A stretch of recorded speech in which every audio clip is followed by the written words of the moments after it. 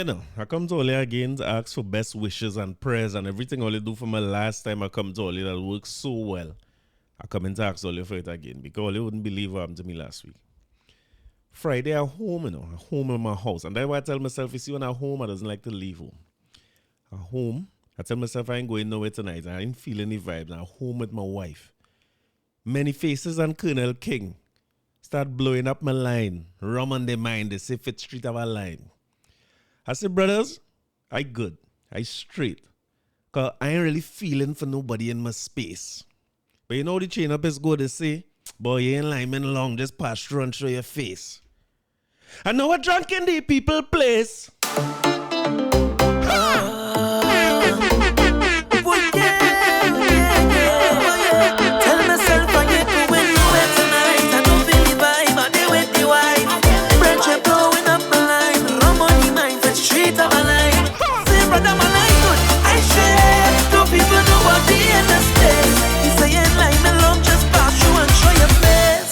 Drunk in the people place, jamming.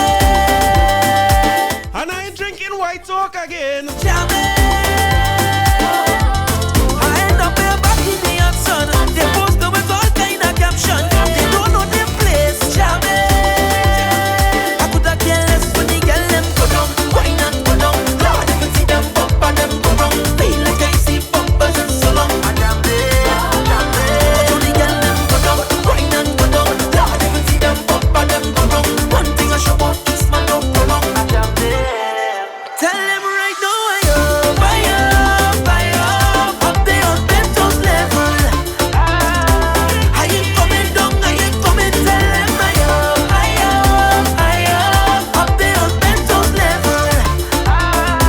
I ain't coming down at all. Can't believe. Welcome to episode 168 of the Corey Show. What is it? 68, 69? I can figure a number like that. Welcome to 169 of the Corey Shepherd podcast. I was home good. I ain't telling no lie. No lies were told.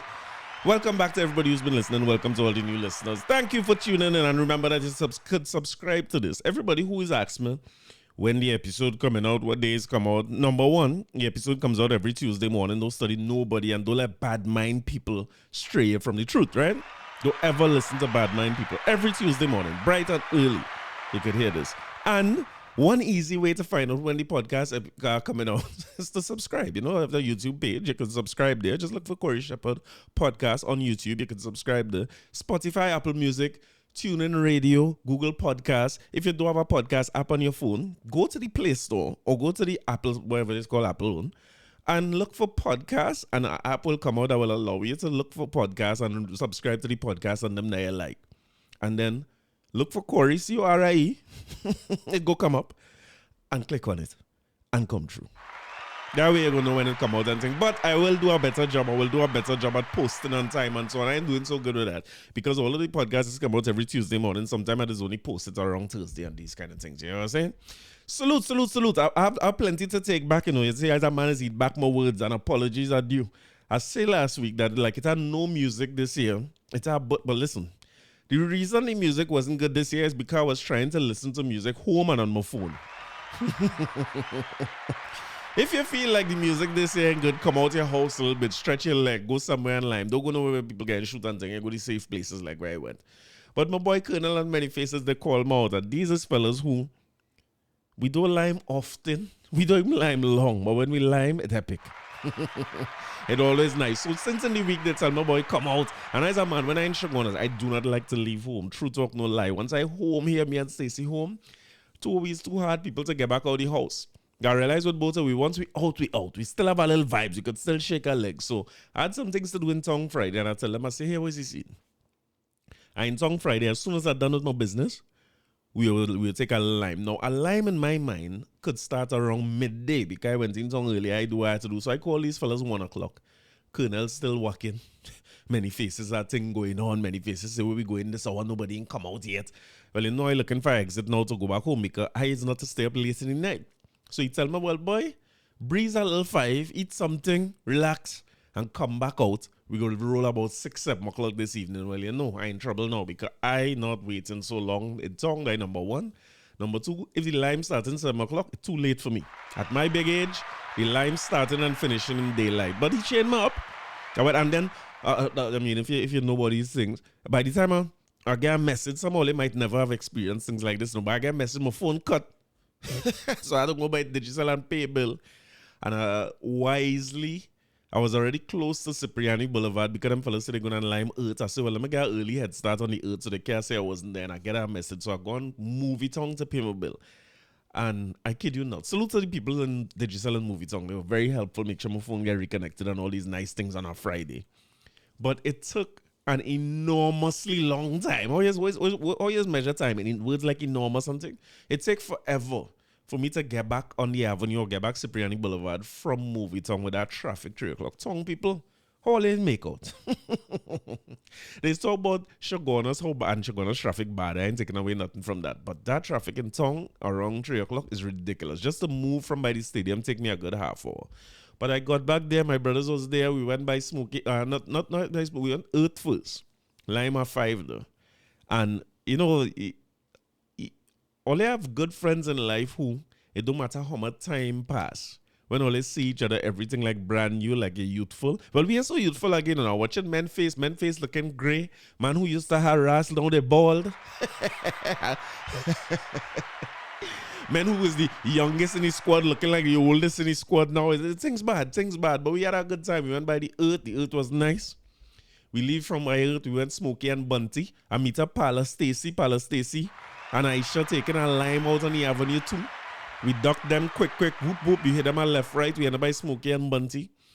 And guys, when you know he's old, man, we leave the whole avenue with all the vibes, with all the youths, all the vibes. This spots are gone by Smokey and Bunty. And we'll salute to many faces, because many faces know everywhere on the avenue. Like, he know every drink price. From the time he hear what you drinking, he know which part to go and get at for cheap.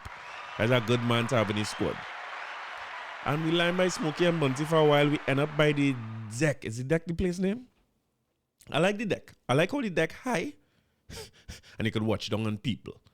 And it's a little bit of a vibe. Now, I will say that I ain't really no true lime, because I ain't go the distance. I can't remember what time we leave the avenue, because the way White Oak set up, I had not to drink that, I had to find something else to drink, because I don't think nobody could ever say this to me anyway, drunk and staggering and falling down and thing. I was never that guy, or vomiting and all them kind of thing. That is not me. But you see, forgetting.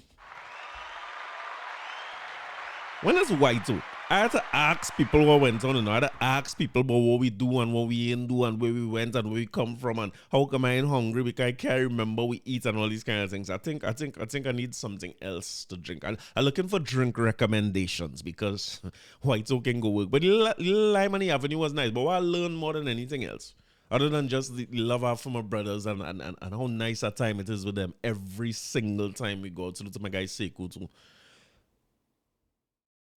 Music is not to judge and listen on no system home and no headphones with no phone thing going into that, and that have an energy, yeah? And I can do that and give some reviews, but it's an unfair review. The soca music built for a certain environment, right? And until you find yourself in that environment among people who in that same mode, I think it might be the greatest idea to judge any soca song at all. Don't judge, better you don't judge none. Because song I looking at and thinking, when I hear it home, it sounds like all the singing about is rum, like the shorter topics. I said, but what is really going on with soca music this year? I say, well, things really bad, but if your name Ben right over. I said, what kind of nonsense? I get to be one of them old people who's listening to stuff and say, nonsense. Nonsense they're singing. But I take back everything I say. I take back everything I said. The music for the carnival, very, very, very, very good. Very, very good. The same songs I listened to and say is garbage last week, I hear them sing on the avenue and I say, but wait, this thing have a vibes. So when I was talking about voice, voice songing the same or singing some of the songs that sung in the same zones, voice definitely have a lane he's go down. But you see that drunk in the people face? What is it? Drunk in the people place? Forget the music, forget the energy. And not saying the music bad, the music good, the concept good, the energy good and everything in the song. But the story is so true. The story is so very Trinidadian. How Trinidadian it is. Tell me if you ever find yourself in that position where your partners or your girlfriends and them say, "Let we go, son, you don't feel to go at this big age. You don't feel to go nowhere at all. Sometimes you plan to go somewhere and when the night come and you put up your foot on your couch, your ticket could sell. Ticket, how much are we? Had tickets home and ain't go nowhere. You watch your 2 tickets, you ain't bother to try to make an effort to sell the ticket and you ain't doing it. You're not doing it. The truth is that at the age we reach is a different ball game. But I want to show the appreciation I have for this year music. And maybe for the first time, is it the first time ever? This might be the first time ever for a whole episode. I'm going to try to stick to music from this year alone. You think I could survive it? What do you feel? Have a chance? I want to play one of the songs I was laughing at. One of the songs I was laughing at last week. I want to play one of them. This is from an artist by the name of Saki. I want to, again, from the beginning of this episode, send a salute to my musical director, right? It's Paula Stacy. Paula Stacy is a musical director. I want to tell Ollie as well that Paula Stacy is very serious about her job. She's very, very serious about her job. And she's very, very aggressive when it comes to not taking the suggestions that she made for me. When you see she suggests songs on the podcast and then she doesn't hear them, she gets very, very, very aggressive. And I want to put that in black and white. I want to record that here in case anything was to happen to me. And I also want to say that sometimes I just forget the way the White Oak set up. You don't know how much White Oak I was drinking before I start recording this episode.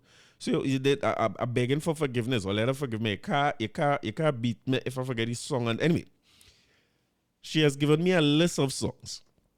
And one of the songs, matter of fact, a few of the songs is by some of the artists that, I mean, we wouldn't really call them the most popular artists ever. A matter of fact, some of y'all, some of the people my age and over, mightn't even have heard of these artists before.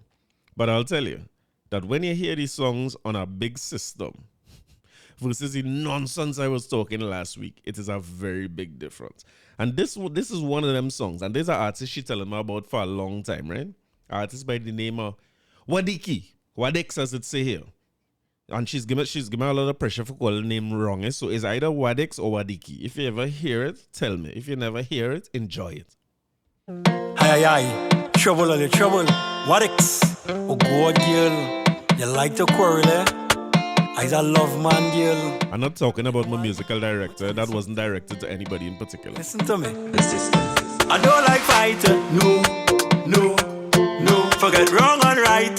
No, no, no. We only have one life. Yeah, yeah, yeah. So don't waste it on your pride. Wait, this is what we made for. Yeah, everything we prayed for. Slave for, yeah. Anytime we name call, we don't beat girl, but we beat from bad. We beat from bad. We don't pick side. When we beat from bad, we beat from bad. Liquid pride. When we beat from bad, we beat from bad. Don't run no hide. When we beat from bad, wrong love to beat we bad. Hey, hey, I'm beating, beating, beating. No time for walk or sleeping. I'm beating, beating, beating. Strong arm, no kicking. I'm beating, beating, beating. Make no time for walk or sleeping. I'm beating, beating, beating.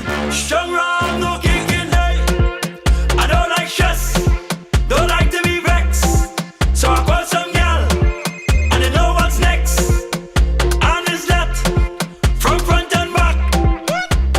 Rubbing the cup and she pushing back. Way, this is what we made for. Yeah, everything we paid for. Way, this is what we slave for. Yeah, anytime we name call, we don't beat gal, but we beat from bad. We beat from bad. We don't pick side. When we Beat from bad. We beat from bad. That's one of the songs I was bad talking to, because I say all of this song was about rum, but I started to appreciate it more when I taste a little rum myself. And next thing, again, I wasn't sending any message to anybody in that song about how, not because he's a musical director, I don't want fight and I don't want no stress and all them things, right? I wasn't sending no message to nobody. But one of the things that the musical director telling me is that I'm getting people name wrong when I call them names, right? So I could fix that. She say saying Michael Tejo, Miguel Michaels, all kind of different name I call it. The name I see in here is Michael Tejo. I want to know that at my age, we ain't gonna always get it right? But when we get it right, we get it right. And I see this youth getting it right. Because you see this song, undeniable. When we outside, it's an ocean of love. All that we align up to the stars up above. Let we dance now, take a chance now with me. And we go jump till morning. Look, the moon gone sleeping. Tell them we not leaving till the last drop of a canal is madness in the capital. So I feel like I run in town again. Jump and shake the ground again. Live with all my friends and them.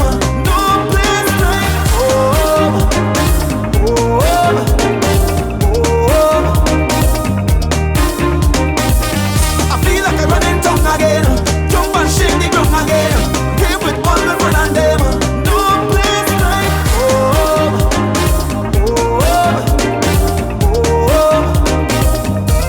Now is the time for it to jam on somebody. Hand up in the air, madness everywhere. Eating with DNA to get on bad. When we on the roadway, we like we own way. Tell them freedom in with DNA.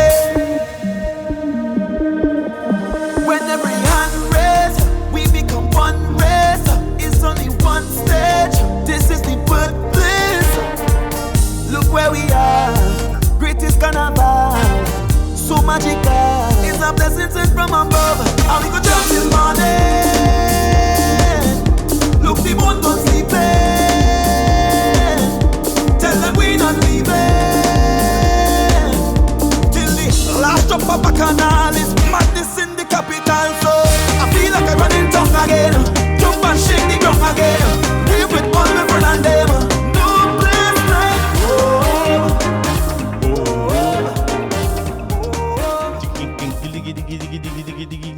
I thought it had no place like home until I went on the avenue. I'm feeling to buy fat ticket immediately. You know, the little night out was so nice. I called my brother Hinkson, the last of the Mohicans. That three men I play mass with, right? It's a man by the name of OP, a man by the name of Slim, Hinkson and myself. That little mass squad, right? When you see me, you see me. When you don't, you didn't, right? And OP and Slim say they out long time. Them fellas ain't playing no mass. So I say, well, boy, the way things set up on you leave the avenue Friday night or must be Saturday morning, I would have had to buy a costume. No, I am very close to playing Sailor Mass. I want it to be known that I can't take I want to go in a band where cannot play song one too fast. It don't make sense for me. You see them fast song, them thing I go enjoy home while I sing down. I can't do that jump up and sing. I tell you 1 year, the last time, I crossed in the soca drone. And I meet up some strong men from in the gym, Chinese and them boys and them fellas waving flag. You know when you used to wait for the barrier people to pass? As a man used to pass the barrier, cross the stage, run back around, climb up again, cross when I cross the stage with fantasy, I used to cross with every section again, the line people and them trouble. So I see Chinese and these fit men from the gym, I go and jump into them waving flag, man, doing backflip and thing while the barrier people holding your back. I run on the stage and start to jump. I think the song could have been Family or one of them songs would I know Iwa was in it for sure. And you know how I know Iwa was there? Because when Iwa was on the truck singing for the people on the stage, after I jump about twice, I had to hold on to the side of that. My heart rate high.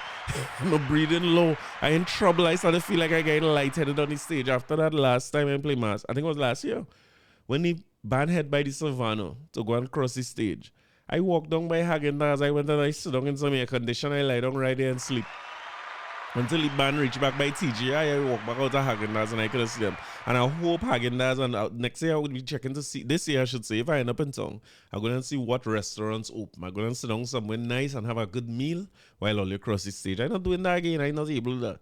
I just want to find a truck that playing groovy music right through. The BPMs must be at about 7 or 8, you know what I mean? Slow. I don't want nothing. Me heart failure. I doing cardio to be able to keep up on the road so that I could move slow for 2 days and not drop down. I'm not doing it again. So I decided I would call my brother Hinks and I say, boy, the bug bite me. You know, the last of the Mohicans pull out to I have nobody to play mass with. I'm sending out a SOS. Because a bad talk lost tribe a lot. And my mass partner, my musical director, my only hope looking like I don't go and play Lost Tribe with that. I mean, I understand it. That's why I end up to. That's why I come to. I had to go and put on jumper suit and farmer brung and these things and play mass. That's why I think so bad. So I called my brother and I said, boy, listen, let me go and play in a little rhythm blues. If I could play in a little, is it rhythm brass? I think it's rhythm brass. If I go rhythm brass with Etienne and them, I could see some artists sing. Because one of the things I enjoy about live music on a truck is that you cannot play fast for too long. A live band have to slow it down, right? Man go get tired. So I say, well, bad come to worst, they go give you some groovers and we will just stay. You see, if you put inside a market, I am the whole. That's me. That's my tempo right there, BPM 7. So I say I would go and play with Etienne and them and taking that. And plus, Etienne and them is more my flavor because beyond the live music, you have a lot of the foundation, the original artists, the creators, the elders, the roots. They just pass through and sing with Etienne. So I see it on the truck. I was on the truck with Etienne and sing. Eddie Charles singing with them, Marissa Kagan and them. You know, you find artists that more in my groove and zone. And sometimes you might see David Rudder come up and sing with them too. And that's my kind of tempo right there. You know what I mean? Let me go easy. And when I say go easy, I want to go easy on my knees. And go easy on my back and my ankles and my whole system for the carnival. Because other than that, I tell you, I stay in Shogunas and I'm not hustling to go up the road there. I'd rather stay in Shogunas and hopefully these fellas around here take a little sweat. We could stay home and take a sweat and call that a day for the carnival. We not to go up in town and fight up at all. We don't need to do it. We passed that. We could remain past that. As I talk about David Rudder, I think as people who will listen to this podcast for a long time, right? All you know after sweat it is how little lime and man is talk and thing. And I take a sweat Sunday going there. And as far as I remember, we didn't drink no rum. And I think I recovered from the Friday night. I had no beers. It was just sweat. And I want to tell you that the take a man give after sweat is so bad that I will not call the man name. You know what I mean? I don't leave the man name out there because it's egregious. It's not just wrong. It's not just out of order. It just complete. It's so far. I couldn't believe it. We were talking about the music this year, and I was saying, boy, I had to do an episode apologizing because the music this year way better than I thought. I was saying that people singing the same song over and over. And this man, in his wisdom, one of the brightest men I know, ups up and say, one artist he know in soca history that is singing the same song over and over is the great David Michael Rudder. It's one of the most impressively wrong statements I've heard in my... I have never heard anybody... I hear people say Marshall is singing the same thing, Voice is song the same, people say Cass is song the same, every groovy song is sing. I've never heard anybody who like music, who don't like music, who likes soca, who know how to play, who can't play. I've never heard anybody say David Rudder is be singing the same music over and over. A man who is do shows on his own with no opening act and perform for 2.5 hours worth of hits for the whole time. Hit to how you jumping, hit to how you thinking, hit to how you studying what will come tomorrow, hit to make you remember what happened yesterday. Some was so slow you just drop asleep in the middle of them song about the coup and the 1990 and you wake back up and you sing again, right? So much of Young Kings is the only man to win everything a year, 1986, every competition that have he win. And has written several songs for several artists that are some of the biggest songs in that we know and we sing along with in our youth. That man said that guy is singing the same song over. And he went as far as to say, not just saying he's singing over, he said all the songs David Rudder sing is the same as with the man with the hammer gun. It's impressive. It's impressive to be so wrong. And he gone as far as to tell me he's going to take his, I don't know what he's going to take, you know. I tell him don't waste his time, right? But he said he's going to take his computer, record with the man with the hammer gun, and put songs over with the man with the hammer gun to show me. I don't know how he's going to show me the man. I don't know if he's going to show me the same chord progression because that's nearly impossible. I'm not sure if he's going to show me the same lyrics because that is impossible. So I don't know if it's the concept, the lyrics, the way the song structures. I want to know so bad what it is he's seeing in David Rudder doing that all David Rudder songs sung in like the man with the hammer.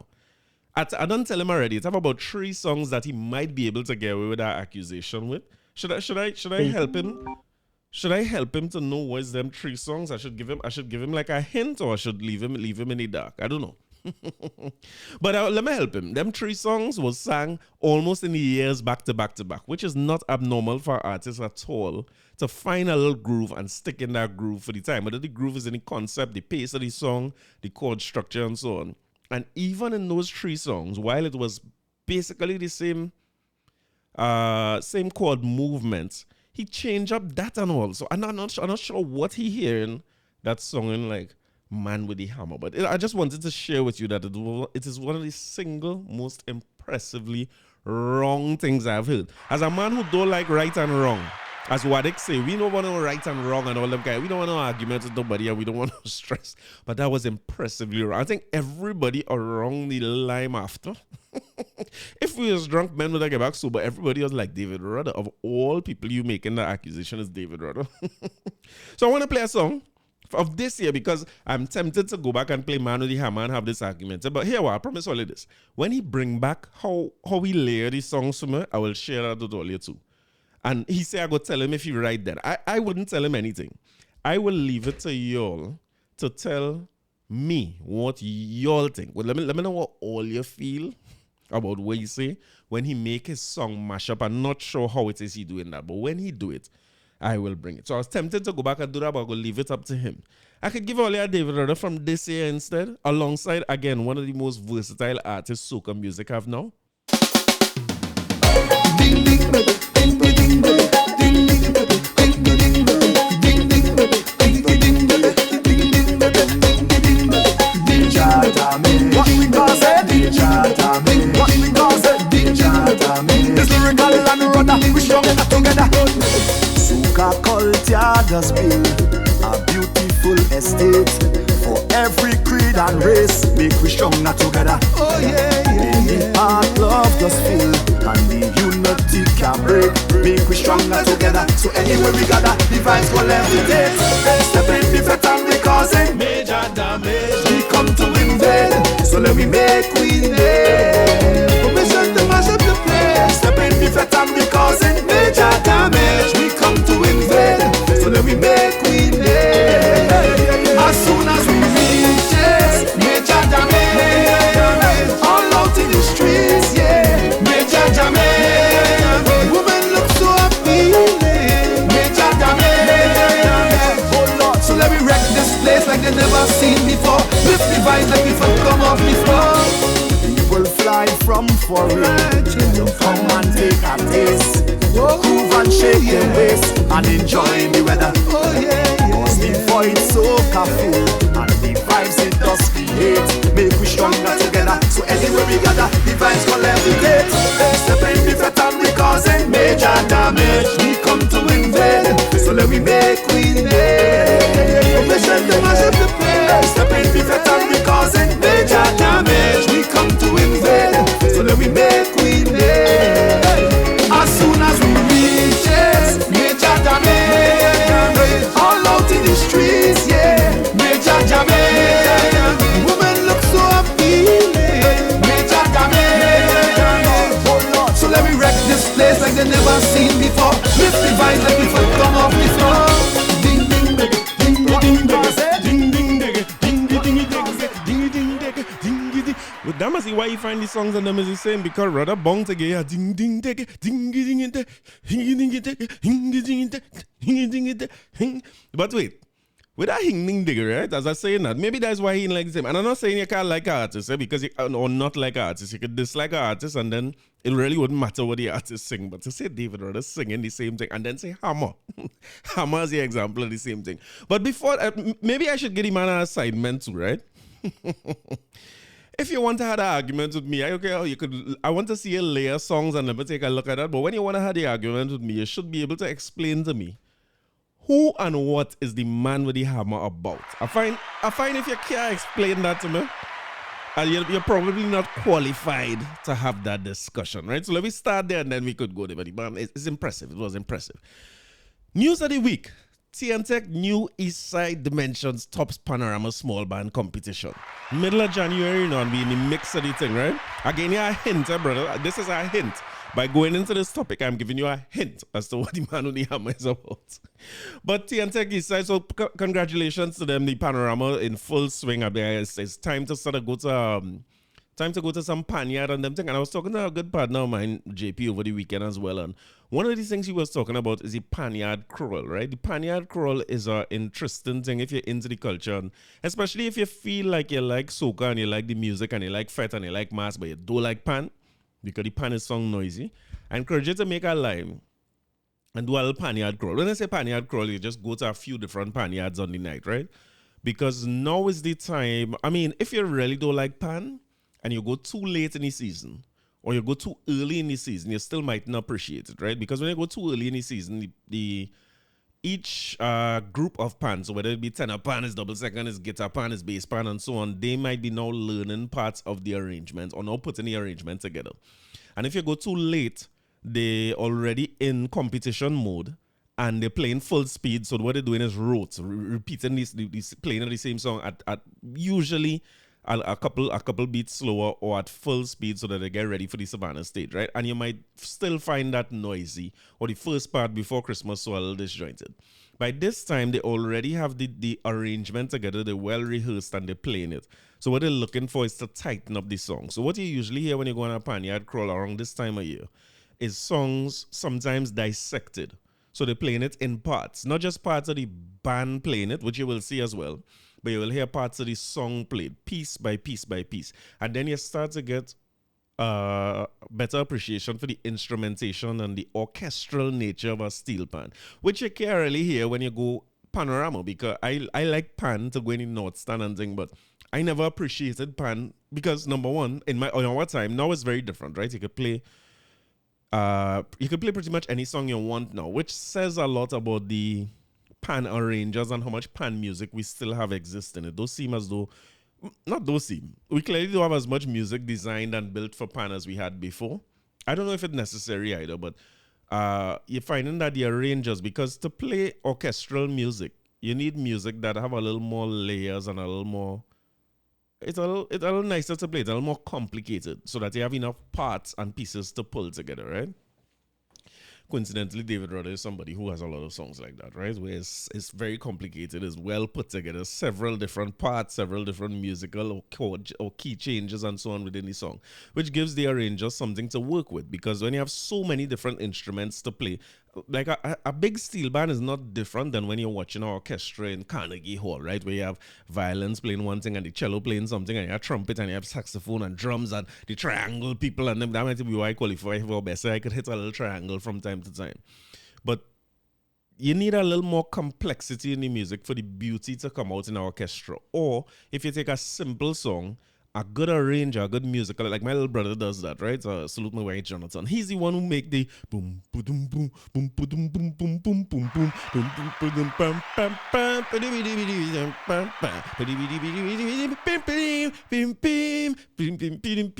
bam. Salute Johnny, who make that, right? I see him arrange a piece of music, right? He's do film scoring. I was watching him at night by my sister doing a score. And the boy is so good when it comes to music, right? That he writes out a score of whatever the bands or the orchestra is supposed to play for the background. I think it was of an animation at the time. And he's not playing no music while he's doing it. He's just hearing what he wants to hear, writes out the notes. Every now and again, he have a keyboard by him. I see him hit 2 notes, boom, boom, boom, and then he writes out everything for every part. Or his exams in school where he goes. He had to write music for orchestra. So that means he had to write out the score for the violins to play, write out the score, there's all the trumpet to play, guitarist, there's all they playing, and then tighten that up together by sometimes conducting the orchestra, right? So I'm saying all that to say that you need a certain amount of complexity and music in the movement in the music for that to sound good. Or a good arranger like Johnny could put it together if the song very, very simple. That's why you will hear pan playing not exactly what the song play a lot of times. But they carry it through variations and they change it up. They give change key, they give some stops and they give some a bass solo in the middle. It's just like I was talking about going and see Etienne and Chucho Valdez the other day. The song's well arranged. It's not simple music or simplified music that they're playing. And you're not getting a lot of those types of composition in today's music. But again, the steel bands can play music from yesteryear. So you're finding that the steel bands going back to older songs to play. But go do a little panyard crawl. I'm hoping next weekend, because I realize now doing a carnival podcast without coming out your house at all might be a bad idea, and you're going to end up with bad takes like all the music for this year bad. So I want to sort of come out my house. So next weekend I want to do a little panyard crawl where you could go to the panyards, hear them play it, and what they do is they play it slower sometimes. So when it's as slow as that, even if you're not trained to listen to pan, which mine is not, you start to hear the nuances and the beauty of the arrangements and the appreciation of the musicianship and how tight the band is. Because think of it, if you're 8-10 a pan, everybody had to hit that thing exactly right, just like our orchestra, just like if you have a conductor in front of them conducting the music. So and they do have conductors with them, right? And you might see, if you're lucky enough, you might see a pan side getting drilled and so on. So JP was talking about going Despers, Panyard, Renegades, I believe All Stars, and Invaders on Traggery Road. So now is a good time to start to go to that. As we on Pan, I also want to congratulate beyond the TNTech New East Side Dimensions. I want to graduate. Let me just read about these guys first. I had an article here to read. This is from Corey Connolly in the Newsday. TNTech New East Side Dimensions won the National Panorama Small Band Competition at Skinner Park, San Fernando on January 12th. The band based in Belgarden, Tobago played Kitchener's Toko Band. I'm not going to play Toko Band because I promise only I only stick into this year music, right? But again, Toko Band, it's so much of parts of the song, beautifully put together and stuff. And you know, funny enough, when Kitchener was singing Toko Band and these things, I didn't appreciate it back then. But as I started playing music more and listening to music more, Toko Band is such a beautiful song, both the concept and the melody and so on, right? The piece was arranged by Kirsch Ramsey. Second place went to the Trinidad and Tobago Defense Force Orchestra with playing Andre Tanker's Ben Lyon, while another Tobago band, Scarborough's Uptown Fascinators, came third with Chris Garcia's Chutney Bacchanal. So salute to them. 2 bands from Tobago in the top 3 in the small band category. So it says something about what happened with Pan in Tobago. I did see, salute to my guy Stephen Shepard. He's in charge of Tobago Hospitality Institute. I saw him saying that more needs to be done for school panorama in Tobago, as they're getting some success in the small band category, but it does seem to be the same among the schools. So I want to take a minute to salute to the primary school or the junior panorama primary school part of the competition and say a special salute to St. Margaret Anglican Boys School for the 12th time winning the primary school competition. So I always see things like this, right? And it makes me wonder, like, what are we doing to bottle these kind of things? When you see somebody doing something so great, right? And we're looking for greatness and we're looking for betterment as a country. We want, we want to continue to doing better. We want to excel. We want to make steel pan ours and known to be ours all over the world. It makes me wonder when you see things like this between UTT and UE and any other schools that we have that therefore to do academic studies, and can we identify or do a study on a school like St. Margaret's Anglican Boys School and figure out what causes them to be as successful as they are? They clearly have some kind of formula. So that's what I mean when I say bottle it. When we're doing marketing class, there's a class I used to do called New Product Development. I salute to Nations University in Guyana. I used to lecture that course in Guyana at master's level, right? And new product development is an interesting course, especially for entrepreneurs, right? Because entrepreneurs typically have ideas. And most people have a hard time turning their ideas into a business, right? It's usually difficult to do because you need to be able to have not just an idea, but you need some kind of idea and some kind of technology and some kind of market. And when you have them 3 things, then you have what you call a new product, right? Whether it's new product or service. And one of the things we used to talk a lot about in new product development is what we call the NPD process. And the company that we used to study for that NPD process more than anyone is 3M. You know 3M? What 3M is do in their company, and a lot of the .coms and the Silicon Valley companies like Facebook does it now. A lot of them would have borrowed from 3M this concept of how employees work. So what 3M used to do is give you projects to work on. So let me say you're working on Scotch tape. That is their brand, right? you have a certain amount of time. I believe in 3M it was 40% of your time was dedicated to new projects, like things that you thought about yourself and you feel could make sense, right? And they talk a lot about the fact that they are allowed to experiment and to innovate in their job. And through those innovations and experiments, they have come up with several products, some of them by mistake. And when they come up with those products, they are commercialized once they can be commercialized, and the employee gets a royalty on the sale of that if they were the people who invented it or the team that worked on it. And they said that if it does not get to commercial success, they create like a retail store inside of 3M for all the failed products. What do you think that retail store is for? The products might fail now, like they mightn't be useful in today's world, but 10 years from now or 5 years from now, or when they have a pandemic or whatsoever, when the world circumstances change, you might find that that product that does not work well today or might be a failure today, all of a sudden people going to use it. So one story they have like that is Post-it notes, right? The guy was working on something completely different and the adhesive wasn't strong enough. So they put it in the retail store inside 3M. The way the retail store in 3M is work is you don't have to pay for nothing. You could go and take whatever you want. Once it's made in there, you take it. And they noticed that people were using the Post-it notes like what we use them for now, like to leave a little message for people. I wonder if people still use Post-it notes. Am I using relevant examples? Like, am I up to date here? But if you know Post-it notes, you used to write a little thing on the Post-it note and stick it on somebody's computer screen. So that created a whole lot of products for 3M that they would have made millions of dollars for over the years. So not just sticky notes and Post-it notes and so on, but also the notes like if you're reading a book and you want to mark off a section, you have a little thing, you could stick it on the page, write out the thing. What is called a bookmark sticky, wherever it is. So they do that.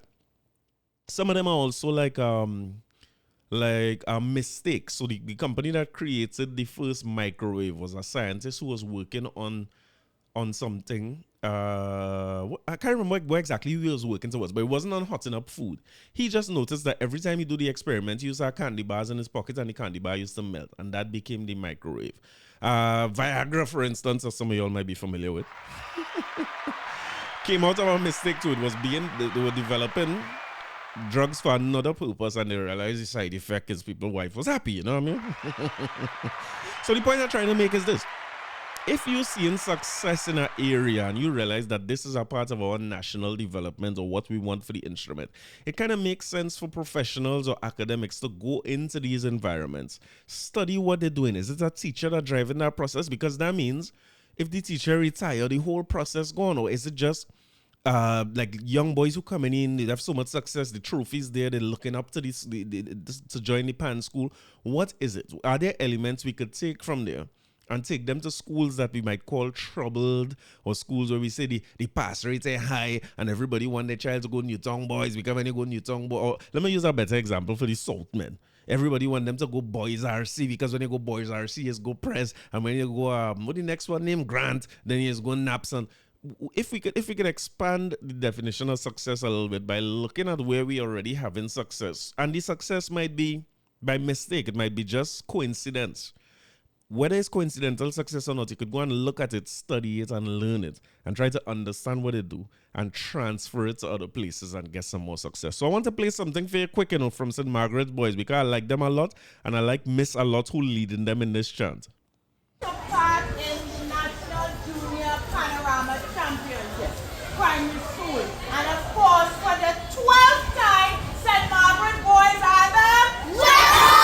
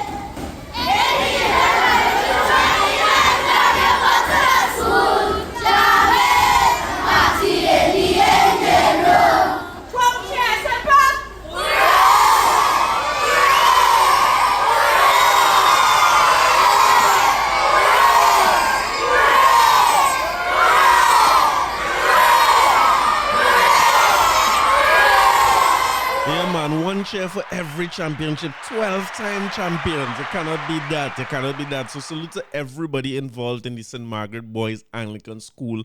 As a whole, got plenty things had to happen right for you to win the 12 times. Winning Panorama 12 times maybe mean maths happening right, English happening right, break time happening right, principal going good, security doing good. So salute to all of them. Salute to all of them. Now, I promise all you, because again, I tempted, because Olatunji Engine Room is a classic, hands down. That go play 100 years from now, right? I tempted to play it, but I promise only music from this year. But Olatunji never let me down yet. And this year, you have a song named Inventor. It's very, very, very, very bad. Olatunji, woyo, hey.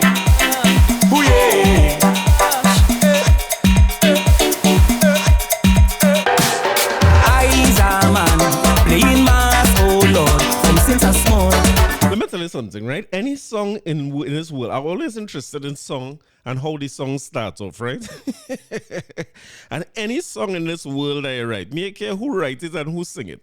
Once the song starts off with Isa Man, I like the song a lot already.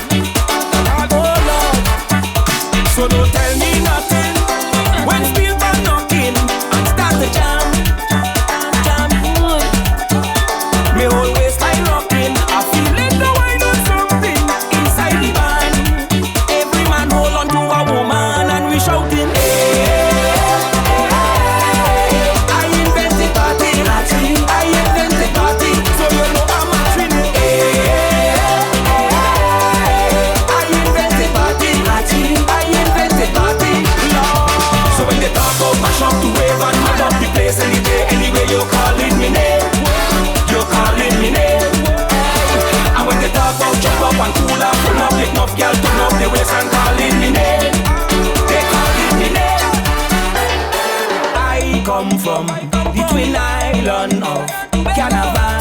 Oh Lord, it's we who create party, and we love plenty bacchanal. Lord. So don't tell me nothing when steel band knocking and start the jam. Me whole waistline rocking, I feel it the wine on something inside the band. Every man hold on to a woman and we shouting, I invented party, I invented party, so you know I'm a trinity. I invented party, I invented party. So when they talk about mash up the wave and mash up the place any day, anyway you're calling me name, you're calling me name. And when they talk about jump up and cool up, turn up, make enough girl, turn up the waist and calling me name. They calling me name, and I have all them singing, I invented party, I invented party. I invented party. Yo, I'm gonna tell you the biggest difference between playing music from this year and playing music from yesterday. The music of yesterday in Trinidad and Tobago had no end whatsoever. Some of them songs is 8 and 9 minutes long. They're long. When you're playing song of this year, it just finish quick. You have to pay attention. Sometimes I put song to play here and walk off, get water, check the washroom, there's something to eat, and I know that song still played. I even look back at that. When you're playing new music, you have to sit down in place and do what you have to do. You say it's causing you to work. I saw an article here that I wanted to talk about real quick as we've done on the topic of innovation, right? It's a Laura, no, you know me and names, right? I want to say Laura Narayan Singh. But the way it's spelled, it kind of spelled like Laura Narayan Singh. So I apologize in advance for making a mess of this. I'm never the best at calling names, right? And the way my musical director again, honestly, it's like I can't take. Laura Narayan Singh's key eye for the exquisite and the unique. Everything is designed. This is by Fiola KJ Fraser, right? Everything is designed, and it's in the Guardian. Did I say that? Everything is designed. Architect and carnival designer Laura Narayan Singh's reputation precedes her, a keen eye for the exquisite and unique, and a firm understanding of the business of her craft set her apart, with her Bliss Carnival section on stunning Monday wear coveted by many, often sold out as it reaches her social media pages. Laura Narayan Singh. I will just interchange how I call it, right, so that I get it right half the time. Laura Narayan Singh believes that people may see the two worlds of architecture and carnival as separate, but believes her love and ability for designing sublime products has made the two worlds beautifully blended. Born and raised in TNT, she grew up in a family steeped in carnival legacy, both her parents being mass lovers and her grandfather even leading his own kiddies carnival band. At 6 years old, she won a design competition staged by the National Library and Information Systems Authority, NALIS. That is what NALIS stands for? National Library and Information Systems Authority. I only found out that today. Where she had to dress a doll. Her $600 winnings went to her school, but the iridescent flame for carnival design was ignited in her from that point. Uncovering her love for art, drawing, and design from the age of 4, Narayan Singh pursued subjects in secondary school that were aligned with her desire to be an architect. She not only excelled in school, but was able to take extra subjects for CXC and CAPE examinations, all while being a school captain. Life in St. Joseph Convent, if I know that, I might not read this last. Anyway, life in St. Joseph Convent prepared me for how I operate now. She laughs, always juggling so many things. Reminiscing on this cherished time at St. Joseph Convent, Port of Spain, she laughs that nobody ever wanted me in their group because she would always design projects with feathers and sequins, which her classmates found gaudy. The ruthlessness of architecture school is a testament to the rigor of the field, and Narayan Singh recalled that her tenure at the University of Miami, her architecture class started with 50 students, but only half of the 50 graduated. After 6 months of study in Italy, she uncovered her love for classical architecture and eventually returned home armed with the technical expertise to employ in the field. I always wanted to come home, she says, even in the face of many of her friends remaining in the US to work or continue their education. People always ask me if I regretted coming home, but I don't. Her passion for driving the field forward in TNT is apparent, and she benefits from a relatively small number of architects in TNT, as she can work on so many diverse projects, from banks to restaurants to homes, which she would not be able to do at her firm in the US. Narayan Singh works. This is very nervous. One day I will come here real prepared, right? And I will do enough research to know where's everybody right name when I do it or something. But that day is not today. So upon returning home from university, Narayan Singh secured the dream job at ACLA Architecture, Trinidad's oldest indigenous architecture firm, which has done pioneering work in the country, such as the construction of Hall of Justice and the Twin Towers. Deeply proud to be a part of this company, she was elevated to be accepted into the firm, and after years of excellent work, is proudly now one of the firm's directors. Carnival design also began shortly after she returned home, as she started designing Monday wear and her first costume for the band Fantasy. I just want to clap that because I used to play in Fantasy. Balancing mass and architecture has been me ever since, she says. As over the years, she has not only taken on the responsibility of being one of ACLA's directors, but has also moved into designing for Bliss and has elevated her brand and Monday wear offerings. Now, the broader question here is, anybody ever play mass by themselves? Because now I have no friends to play mass with, and I'm wondering now that we as I read it, they say, I wonder if Bliss is an option. Now, I hear Bliss is old people tribe. Is that true? Well, Lost Tribe is for people who old before they're young, but the real old people, I hear Bliss's way is go to move a little slower than Tribe and thing, because Tribe too big, and definitely it is moved too fast for me. So I'm not sure if I could do it. And can you play mass by yourself? I find when where my mother lives, most of the big bands pass down her street, and in my times of not playing mass, when I come out there, every band plays. I see plenty of people I know. So maybe I could go and play mass by myself and just fall in with people out. But this Narayan Singh, the costumes sell out already in that section, right? But what do they feel? Do they feel like it getting?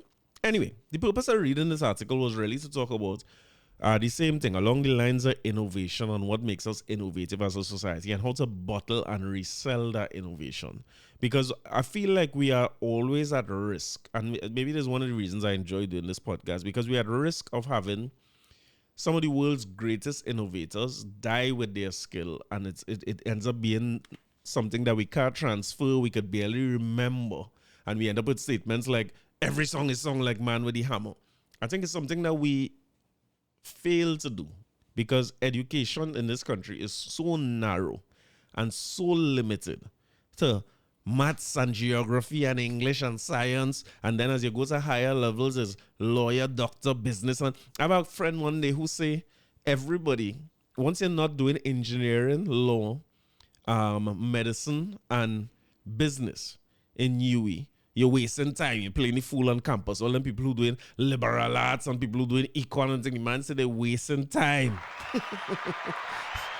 I can't understand it. I was so confused by this statement. And I feel like if we do the same thing with what we have, right? So let me go. I mean, I'm not comparing. I'll just salute to her for all her work and everything that she's doing, along with many of the other designers, right? I had a graphic artist who used to work by us by the name of Ginger. Ginger is the wire band. Well, she's doing wire bras, right? And she has been doing that full time for a long time now. She would have worked by us for maybe a year or two. And then she left and she's doing, so the name of her company is Ginger's Wire Bras. You could find her on Instagram, right? And she's doing wire bras for all kind of carnivals and festivals all over the world. The people reach out to her, she design it, get the design approved, send it to them, they pay their shipping and they pay their price. And she's been able to make a living for herself doing that. I salute that all the time. If you find a way, I love that a lot. But it's almost like, okay, so we're talking about Laura here, we're talking about Ginger, many other people who do this for a living, and designers and Monday wear designers, and we tend to get stuck around the discussion that costume too expensive and Monday wear too expensive, and all these people and them wearing, and when you buy a costume, the costume that expensive, and now you have to pay for something else to wear Monday and pay for. Okay, that's one discussion, right? We beat that discussion to that. What about the discussion about how lucrative design in carnival could be, and how can we teach more and more children to become designers and find their way through the morass of kindergarten and primary school and secondary school and what do you call it thing? What's called purgatory again? A-levels and all those kind of things. Where's the discussion around how we can bottle what we have and recreate it? Mass produce it, because they have countries who do well with mass production, like China, right? We don't have enough people to mass produce things, but we can certainly teach people to do it. And we have done that because most of these people you talk about with, like when I use Ginger as an example, right? She would do her thing herself. So that's labor intensive, that's one of one, that's bespoke. And the most basic thing in marketing is that if I'm doing something specially customized for you, a one of one, my price had to reflect that, because now you have to pay for my time and my years of education and my years of experience and my brand name that I've worked so hard to build and so on. You're not just going to wear a Ginger wire bra just so. You will pay me for that. It's as if you went and asked an artist for a painting that is for you specifically. I saw I want to say Nicholas Huggins. I'm so terrible with names. Well, one day I had names down cool. There's a youth I was looking at over the last few weeks. So yeah, Nicholas Huggins. I have a feeling he went Fatima. I see him around plenty Fatima men, right? But he's a painter. Or Andrea McKenzie, the daughter Ian McKenzie. Andrea's should I say painter? Whatever's the right word to call the painter, right? I don't know what's the right word.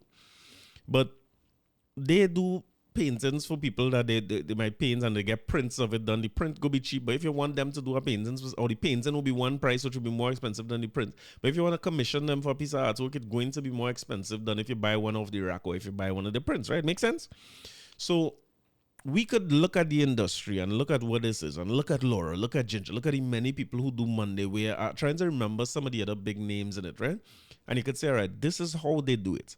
Can that be taught? Can that be bottled? Can they take on interns? Can they teach people their creative vision? We almost act like if we still in an education system that sees some people as creatives and sometimes punish them for it, and sees some people as not. And you see many universities, the top universities around the world, teaching creativity and innovation. As a matter of fact, one of the courses I used to lecture in, I think it was CETAL, that is at MBA level in a University of Bedfordshire, UOB, right? Creativity and innovation was the name of the course. It teaches you how to unlock your creative thinking and what to do with your innovation for business purposes, right? Because of course, creativity and innovation does not have to lead to a business deal, right? Somebody creative, they're creative. I always remember looking at, I believe it's Justin Sobian. You know Jules Sobian from Caesar's Army, his brother, Kit Sobian's sons, right? I remember him doing paintings or drawings very, very early, like maybe 5 years ago. He started posting them on Instagram and stuff. And it was not, I don't know nothing about art, right? So when he first do it, it just looked like somebody like me who can't draw a man. And I was like, well, if you see me draw a man, I'm in real trouble. So maybe I shouldn't compare to that. But it didn't look like it's not looking like a real man face. It's looking cartoonish. Maybe is the word I'm looking for. And I saw him up to, could have been late last year, doing one of his gallery, where it's called it, like an exhibition, and having his paintings for sale. So there's a art to creativity and there's a technical side of it, because regardless of what you conceptualize, you have to be able to use the brush and create the painting, right? So they have the technical parts just like any other field. And all fields call for a certain level of creativity. What do your accountants say? Accounting creativity? All fields call for a certain level of creativity, right? It's just the norm in the business world or the working world. So when I see things like this and people that are as creative as this, it goes back to me and the St. Margaret Boys School thing. Like we celebrate people like her, and this article did a great job celebrating Laura Narayan Singh. But we celebrate them as if they are anomalies, like if they are one-off. And I don't think it's true at all. We've already figured out some of the mass production thing, because we keep the design element of it here and we send it to be made in China. I don't think that's a bad thing at all, because several products that we wear every day and we use every day are designed in some countries and executed in others. That is a normal thing in global business, right? Like iPhones, something assembled and made in China. Some of the parts come from Samsung. I don't want to argue Samsung versus iPhone. Them men borrowing from one another all the time or buying from one another. And the design part of it, or the ownership or the entrepreneurship part of it, at least the elements of the Apple brand itself, stays in the US and benefits the US economy, while they find cheaper ways to get it done, so to at least technically get the phone back to you at a reasonable price. They get it done abroad. But you're going to pay them for the brand name regardless of what it is. So I feel like somebody like Ginger or Laura, who have a brand name, paying them for their brand name importance, where they make it could be less important. I will say that I feel they have benefit to maintaining what we would have known as the mass camp. For those of us who are at that age or who are around them times, you would remember what a mass camp used to look like. Like I remember opposite Brooklyn Bar, there was Legends Mass Camp, and they used to stay there and make the... Do they still do that? What is do across there now? They used to stay there and make the costumes. Now it moved from mass camps doing all the design and all the creation of every single costume to finding cheaper labor to do that in China, and then it started to be assembly, and then so they will ship it. It's like scrap down. Remember when they used to do foreign use scrap down? They ship it in parts, and then you still have people who assemble it locally.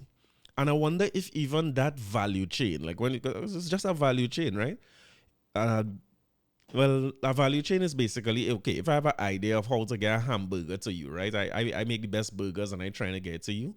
My value chain is, where do I get all the elements of the burger to buy it? Do I make my own bread or do I buy it? Do I make my own patty or do I buy it? And so on. And then where do I get it to you? So all the elements it takes for me to get my idea to something that you could buy, like a Wendy's now opening in Brentwood there and there's a line around the corner. All the elements for me to get it from my idea to something you could buy, all those things are called a value chain, because somebody in there had to be adding value for the customer, whether it's me or somebody who I hire to do it or I pay to do it or I buy from, right? So when you look at the way mass is done here, it's a very good value chain. It works. The mass bands seem to be profitable. They've been around for, judging the length of time they've been around for and how much I pay for a costume, as some level of profitability. So my question is, do we bottle it? Have we decided what elements we want to keep here? Have we decided how we'll transfer the skill that Laura and Ginger and them have? And even I want to take a step away from the designer alone, you know? Like wire bending was a skill. It still is, because one of the baddest quattro men I know, a fellow named Trevor Karen Bokas, is a wire bender. Trevor is do a lot of wire bending for the bigger costumes, like the section leader and band leader and stuff for Tribe. I know Trevor's still very involved, and his daughter as well, in doing the wire bending for those things. And we still have a king and queen of carnival. Those things still produced here. But I'm feeling like if we could end up, when you're listening to this podcast 10 years from now, you might hear that it's not a skill that we possess anymore. And sometimes we have to be a little more deliberate in terms of how you want to make this thing work, how you want this to benefit the economy in the long run. And when you have a school like St. Margaret's who make a home for Pan and have a formula there, is there a school, and I'm talking about in the regular school system, right? Is there Newtown girls who could become some of the best costume designers, wire benders, to feed this industry if we feel like the industry important? Because we clearly feel oil and gas important because every degree program it now have a oil and gas section and so on. So we can't wait until you reach and you qualify for all the maths that it takes to do engineering, to get into chemical engineering, to do oil and gas. If this industry belongs to us, we had to start this thing from primary school level or even before that, where we could at least identify the children who predisposed to carnival and so on and create these brands. Mitchel and these fellas, you know what I mean? They tried to send home Mitchel the other day for no good reason, but these fellas in the twilight years, and I'm not sure that we have passed on that skill at all, or if we've passed it on to enough people. So when I look at brands like Zara, and they have this fellow on YouTube who I follow, he show you what, like, he might buy a shirt. There's a brand called Uniqlo. They're selling what I think is cheap. You know what I mean? You could get a jersey for 15 US and 20 US and thing I find is cheap, and the quality of it pretty decent. And what the guy does, and they have brands like Fear God, right? That is very, very expensive and, good material and all them things. You could pay $20 for a Uniqlo shirt, but you could pay $250 for a Fear God t-shirt, right? All this is US dollars, right? And what this guy does on YouTube is he goes to factories in China, like he identifies who makes it. And he tells you, he say, all right, so you could make this t-shirt. He will show you, he say, all right, so you all make for Uniqlo. The Chinaman say, yeah, we make. He say, well, how much it costs to make that? The $20 shirt, the man say, $199 if you're doing enough quantity. And he's asking, well, what's your minimum order quantity? MOQ, right? What's the minimum you could order from them? And they might go, some of them is go as low as 50 or 100. And they tell you, well, the price will be a little higher. You could get $199 if you're ordering 1,000 at a time. But if you're ordering like 100, you'll get it for $275. So it's not prohibitively expensive. I think if we could make deals like that, and I could get a jersey for $275 made over there, let me assume it costs you 20 times the amount to land it here. You could still do them kind of things at $3 a jersey. You could make a profit if you design good and your brand good and you have something that people could believe in and buy into. Why not? What stops us from doing those things? And is just how they approach these, whether it's high-end brands like Fear God or entry-level brands like H&M or Uniqlo. They go into China and get a thing made, and we flying out and going shopping for Black Friday and going by these same people and buy these things. So when we have people who have this kind of skill in architecture, this kind of skill in mass design, wire benders, I wonder sometimes how we bottle in it and what alliances we make it in places like China or wherever is the best place to make it so that we earn a little more off of our industry. If our industry earning $1 million a year, how can we earn a higher percentage of that by honing and creating the skills? So I'm just talking about that because I didn't notice. I'm not sure where we are now with wire benders. And it's something that you used to hear, like a wire bender was a thing. And I'm not sure that you hear anything about that again. I don't know if I'm hoping that people are not hearing that for the first time. But it's certainly something that was much more common back in the day that you're not hearing a whole lot of again. But as we're talking about bender, and I promise all your tune from this year. Is that any little bender tune, boy? Book a chiropractor is a serious matter. When she finish with ya, you back out of order. She don't waste time. She go kill it with real wine. That girl don't play.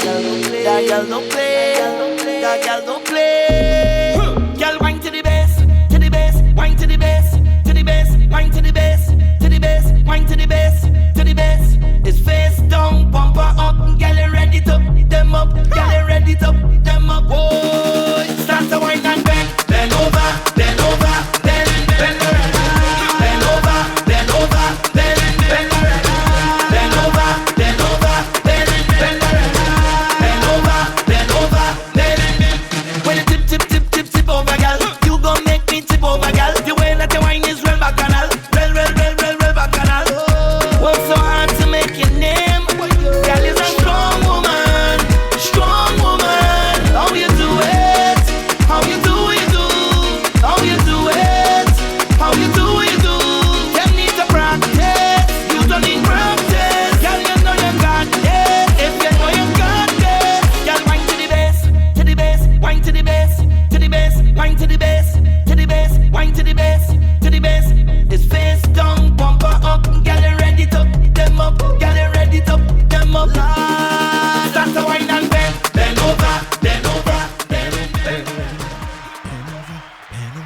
Now, if you're above a certain age, you're listening to this podcast for a long time, don't try the face down bumpers apart, right? Like we keep all the osteo things in place. Take your time.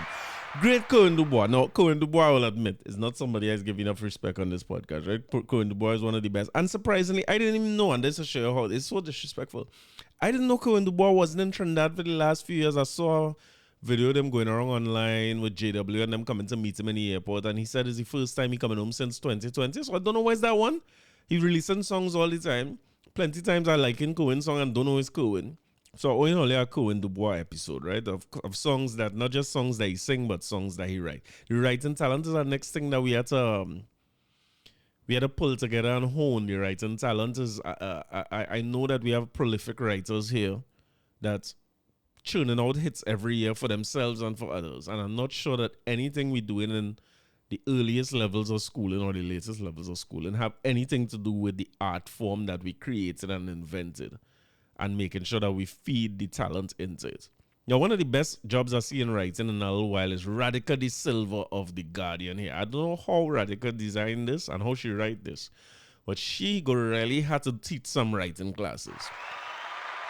Because the headline saying, Tourism Minister promises safe carnival. She was so vexed when she write this. And when she when she put this headline here, she and all must get upset. So anyway, Radical, God be with you. Tourism Minister Randal Mitchel says Carnival 2024 is set to be a secure festival for revelers, with all the necessary preventative measures already in place by various arms of security. Mitchell, who attended Panorama 2024 small conventional band competition finals at the Skinner Park in San Fernando on Friday night, emphasized the readiness of the security apparatus as well as the fully booked hotels, robust airline activity, which is bringing in thousands of tourists. Good we? We have engaged in discussions with the Minister of National Security. Who so? Fitzy? We've engaged in discussions with the Minister of National Security and other agencies. Carnival has consistently been one of the safest periods over the past few years. It is a safe festival and we've been working to ensure that it remains this way, he said. Radika, you do good to listen to this now. Security agencies are actively implementing measures and ongoing discussions are underway. Regional corporations and national security agencies are collaborating. We are very confident that we'll get a hold on crime and Carnival will be a very safe festival. So, in response to what Babsy was saying last week, I tell you Babsy at large said Carnival ain't gonna be so safe, she wouldn't advise people to come. Randal Mitchel say come true. He's safe. Now, I'm not sure what is the signal he was trying to send here. I'm not sure who he trying to believe this, but the comments under this article, I think they were spot on, all the comments on social media, because people saying basically, you can't get the crime situation under control. What they call now? Commissioner of Police, she's saying prayers and interfaith service and hoping for the best. Your Minister's in National Security moot. Your Prime Minister saying it's out of hand and like you just see he on a recorder now. And you guaranteeing the safety. You can't guarantee safety for people who live in here every day. But all of a sudden when tourists come in and as an economy thing, you could guarantee safety. What does safety mean? Putting police on the road whole day, locking down certain areas. So if that is the case, and we seeing, I can't go along circular mall now and be in the car park and be comfortable because people is wild west. I seen car get run off in the road in Tunapuna, man, getting shoot up them dead. The people on the highway is gunshot. We not good enough for that level of security year wrong, or it's just like it's open season on the regular citizen. I'm trying to understand what is the game here. Or you really want people to believe that you can't manage crime no other time ever. But all of a sudden you have this solution for Carnival. I know. Radhika, I just want to, I really reading this to salute to Guardian reporter, senior multimedia reporter Radhika Sukraj or Radhika De Silva, because you do so good to write all this article. I feel we have to bottle your writing skills and sell too, because it's impossible that they men so brave to make statements like these. This man say guaranteeing and promising a safe Carnival. And you know the truth too is that they tend to do this. You tend to find, like I saw, salute to my friend Simone who lives all over the world. Everywhere is every time I see she living somewhere else. But recently I see her in, was it Black to Blue? And she was showing a picture and you seeing the tactical police walking through the fete and stuff. And yeah, so anything that happened in a fete, going and die down real fast. And I've seen that this is not new, right? I've seen Barbados with their tourism, not just, I don't want to say suppress crime as if they're doing it in a false way, right? They address the crime situation, particularly in the tourist areas. That West Coast for them is important. I've seen Jamaica do it on their North Coast a lot. Cancun is a good example of it, where rumor have it that the treaties are signed among warring factions in Cancun. Mexico is high crime rates, right? High cartel-related crime rates and so on.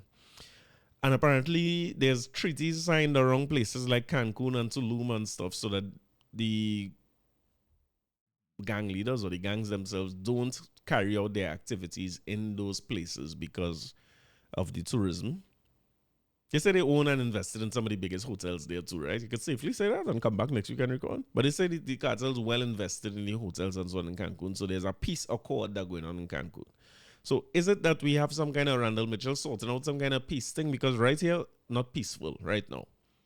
And they're going from not peaceful to worse not peaceful. So I'm not sure what he guaranteed and what it is he promising here. But all right, all fellas, and then go through and score. Go through and score. Salute to Radical, the Silver Radical girl. You know how to write things. You and Kern Dubois could be in the same class, only on top of things. Talking about prolific writer. Going right back to Michael Mondesi, one of the most prolific writers we have, right? He should be teaching in our university by now. If I had a university, I'd bring him to teach everything to do with culture. Headline here, living his best life. Big picture, the great Farmer Nappy, right? Farmer Nappy is living his best life. 52-year-old soca veteran has one of the biggest fetch shakers this carnival in How I Living. Farmer, born Daryl Henry. Coincidentally, Farmer is Ginger brother. You see, everything is tied together kind of way. The 52-year-old soca veteran, Farmer, born Daryl Henry, shares his current confident state of mind in the Michael Teja written anthems chorus he sings. How I living, better than them. How I looking, better than them. How I feeling, better than them. Better than them, no problems. Only heard that last week, right? I'm going to play it again. The Country Life Music record label owner, however, was quick to clarify that better than them refers to his peace of mind over physical riches. He also released Carnival 2024, Don't Do With That, and Living My Life, and Concrete on the Paris rhythm, and Smooth Ride on the Candy Dance rhythm. You see, when Farmer, this is 1, 2, 3, 4, 5 songs, right? There are some artists. I always say things like our carnival needs stars. It's not just about superstardom. It can't be that you have a superstar in Marshall Montano, a superstar in Bunjigal, and a superstar in Destra. And if them out of the carnival, the whole thing fall flat. You need a lot of stars. That's why I always say carnival is be better when people like Benjai have a hit and Benjai and them in the mix. It is because he different, he bad. I hoping. I was looking for Benjai songs from this year, but I ain't seen that no M1. Them and them is make song will make the carnival nice. Now, one of the things that you would recognize here is that when Farmer coming out for Carnival 2024, Farmer getting you 5 songs. Not just one song and hope for the best and a middle of the road song and just depend on that song. He getting you 5 songs. So them men end up with such a big catalog. By the time they retire, Farmer around since what? Early 90s, maybe mid 90s. That is what? 30 years ago? 30 by 5 is how much? That catalog, right? It's catalog. So them men could tour. And even if they do catch a hit this year, they always booked and always busy because of that. Patrice Roberts in that same category. You have a bunch of them who is almost like the foundation artists. I try to all out to call people old artists, right? What you'll find is they bring out an album every year, 8 to 12 songs, right? And you find that some of them who come from that era still do things like that. And you're gonna retire nice, you know. You're gonna retire nice and tour and be on a next level because of your catalog overall. Going back to the article, he said he says growing older has taught him what's most important in the music world. Farmer continued. The former ecstatic lead singer says he has become... Farmer was ecstatic lead singer? Growing older has taught him what's important in this world. Farmer continued. The former ecstatic lead singer says he has come to better grasp and appreciate the old adage that health is wealth in recent years. Some people might be thinking living good is driving a Benz or living in a big house. It's not that. It's peace of mind, happiness, nobody harassing you. That is living better than them to me. My personal goal for 2024 is I just want to be more at peace of mind, try to deal more health-wise, look at my body, go to the doctors and make sure that everything fine, Farmer shit. Farmer, we joining in. We ain't there. We joining in there. Let me talk for myself. I'm not there joining in there because Farmer is one of them people who seem to be looking better and better as he get older. And happier as he get older. So all the Farmer are angry we are performing. A Farmer has to work on he resting face. The man is look very, very upset sometimes. Like very, very upset in the face. It's worrying me sometimes. A man have aggressive ways. Love song Farmer singing, you know. And Farmer have ways look very, very aggressive in the face when he doing it. But salute to Farmer. Salute to Michael Mondesi, of course, at first.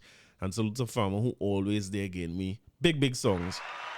Every single carnival. Farmer always has something for the road, something for the woman and them, something uplifting. He always in that zone and we appreciate him for that. Now talking about the woman and them, right? I saw an article from The Guardian last week and I wanted to talk about this, right? I want to talk to certain genders in particular because this article ain't come off looking too good, right? I just want to say that while I was looking at the comments on the Randal Mitchel thing and all the comments being spot on, I find the comments was a little bit rough on this article about to read from The Guardian. The headline on the article says, single and loving it, with a question mark. Single and loving it. This is by Trisha St. John, right? You might read everything here for you. The trick is to become comfortable enough with yourself so that when you're alone, it doesn't appear to be a bad thing. First off, date yourself. It's actually more fun than it sounds. I want to agree that it doesn't sound fun at all. So this article is really about women choosing to be single. And listen, they went in on all in the comments, you know, like people kind of unkind in these comments, you know, I don't like it. All it must be nicer Trinidad and Tobago. Be nicer to people when you put in these kind of comments. Anyway, the article goes on to read, or starts with, many women are now choosing to remain single rather than coexist in a relationship that has ups and downs, but may also not last longer than Red House fire, in quotes, to coin a phrase. Many independent women prefer to have visiting relationships, but for those of us who don't, where are the men we should meet and marry? Single women face many challenges, one of them being the old age or the age-old question, when you're going to get married. But marry who? There's often constant scrutiny and judgment from family members and friends, sometimes even strangers. As a single woman, I know how emotionally distressing it is to be subjected to questioning and criticism regarding our marital status. I agree, you shouldn't ask them that, man. Ever listen to how some married women talk about their marriage, their husbands, who frequently they described as being big babies they're obligated to feed and pick up? Who so, miss? Who is talking about a husband like this? Is it Trisha St. John? Is it you writing about yourself? I want to know who, if you're interviewing somebody here. Who is this? There's a letter to the editor. Trisha St. John is an author, motivational speaker, and domestic violence. Oh, Trisha, Lex. Trisha, I should have read that first. This is why you... No, don't laugh at that, right? Don't laugh at that. There's nothing to laugh at. I want to know who Trisha talking to. And I want to know if all you who listening here, for the husbands first, how likely it is that your wife could successfully describe you as somebody, a big baby, who they often obligated to feed and pick up after. Well, now, maybe I shouldn't talk about this too much. This is the kind of complaints I hear home sometimes. No comment to think about it. The statement, pick up after you, sounding a little bit familiar in this house. Like, I had to pick up after you. Wait, no. Comment to think about it too. The statement, like it's two children I have. I just hear that sometimes. Wait, no. Like it's me, Trisha, writing. But let me go further into this. Let me look and see if I come to knock these women in, but like it's myself I have to look into. She said, I have married friends who profess to be happy and share happy pics, but when you listen to them talk, they're exhausted for caring for men who don't help around the house. Wait. Trisha, who don't help around the house. Don't join them in prayer. I'm feeling attacked. I should have read this article first. I should have never started this. I should have read through this first before, but I've done it already, you know. They don't help around the house. They don't join them in prayer. They don't show a united front for the sake of the children. And don't consider their needs. What the hell is going on? I have no desire to walk around behind any grown man cleaning up after him. I'm Trisha. I have no desire to come home from an exhausting day and be expected to start dinner from scratch, even though my husband/partner got home before I did and planted himself in front of the television and phone in hand. Trisha, like she had access to my ring camera. I don't want to ask anyone for help or to help me prepare a meal that they have to partake in. Only I feel this episode done. I don't want anyone to help me prepare a meal. I don't want to have to ask anyone to help me prepare a meal that they have to partake in. Trisha, it's hard, man. I expect they would know what is expected. How we gonna know? I don't know. I used to believe that romantic relationships were essential for happiness and well-being, but that was then. No, not so much. After the experiences I've had, it seems safer, certainly more sane choice to not focus entirely on meeting Prince Charming, me, and being swept off my feet. Prince Charming, as we know him, is a fairy tale figure who comes to the rescue of a damsel in distress and must engage in a quest to liberate her from an evil spell. I liberate a lot of people from evil spells. If I do say so myself, I is the spell liberator. Most of the people has got to go back to the same speller, but I mean, now I am no damsel. But let me see what you look like here, Trisha. Trisha, you say so, me say so. Now, I'm no damsel, but I'm quite willing to argue and prove that my bills are holding me captive and I need some serious liberation. I'll even agree that I'm under a spell whereby I have to shell out a huge percentage of my pennies every minute of every month. The issue with that is I'm too independent to sit and wait to be rescued. My Prince Charming will undoubtedly end up being frustrated with me as I would thwart his sole purpose. Being single doesn't have to be a difficult time. It may sometimes be lonely, but difficult is not a given. One's mindset is everything. So you have to mindset, you have to willpower your way into singledom. All right, Trisha. Time can be spent with friends. It benefits. The reality is that life and committed relationships, marriage, and the responsibilities of those things often keep us ladies away from each other. Away from dinner dates, spa dates, movie nights, retail therapy. All that sounds very terrible. The trick is to become comfortable enough with yourself so that when you're alone, it doesn't appear to be a bad thing. First off, date yourself. I know, see where you're going. Date yourself. Huh? It's actually more fun than it sounds, I'm sure. Women seem to shy away from going out alone, but there's absolutely nothing with getting dressed and taking yourself out to all the places that you'd also visit with your girlfriends. All right, Trisha, again, my permission here to play mass by myself. I go date myself. No, but I'm married. Sorry, wait. I'm married. I forget, yes. Practice self-talk. Remind yourself that you're good enough, that you can accomplish the goals you set, and that you're phenomenal even amid your singleness. Pinpoint negative thoughts that you may be having about your single status and instead focus on replacing them with positive thoughts about yourself, your goals, and your achievements. Positive thinking helps with stress management and can improve health. The most life-changing effect of positive thinking has to do with the law of attraction.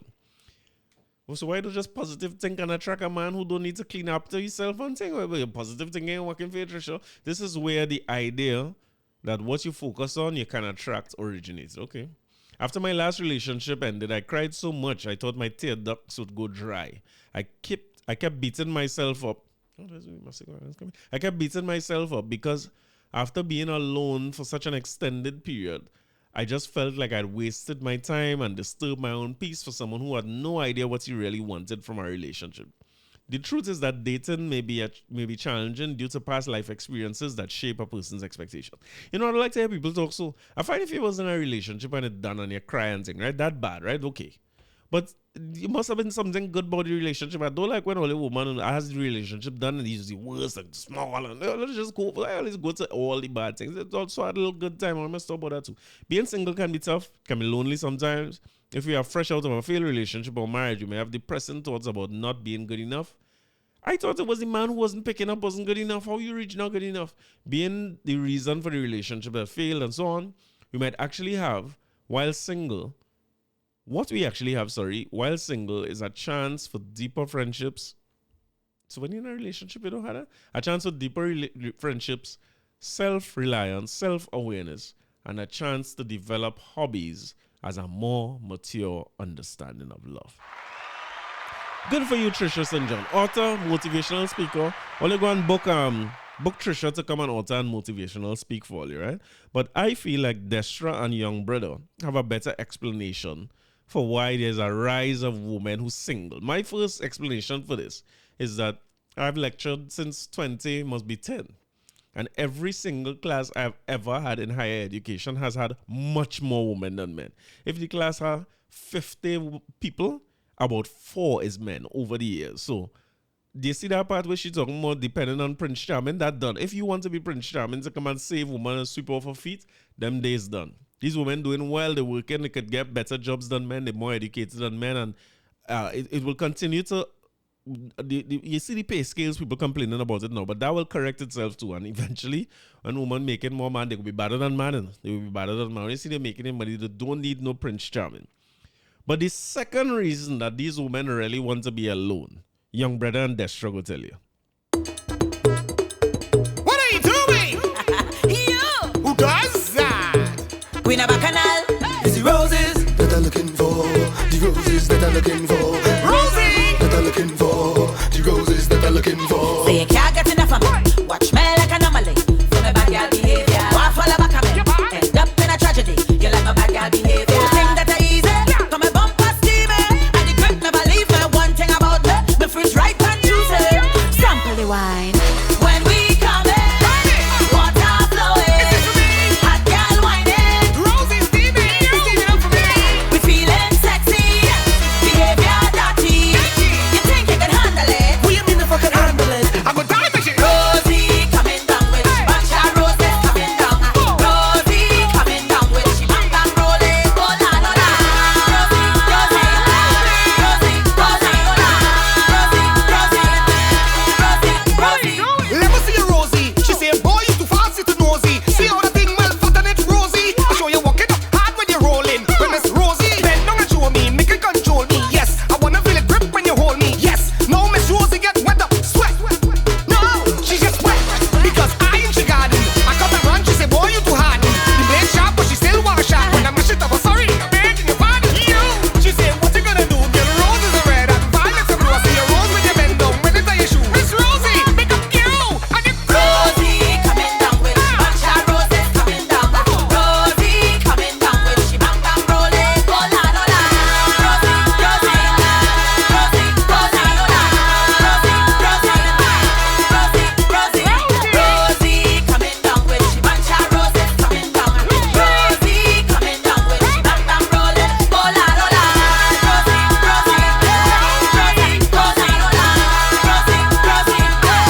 Rosie, Rosie. So you feel you can handle this rose? It's a bouquet enough for your nose. I like that all of the petals exposed. Yeah, spread it out and pose. Like this? Yes, like that. What you gonna do when I do it like that? Oh God, you're a drop down flat. Green things, but I must come back.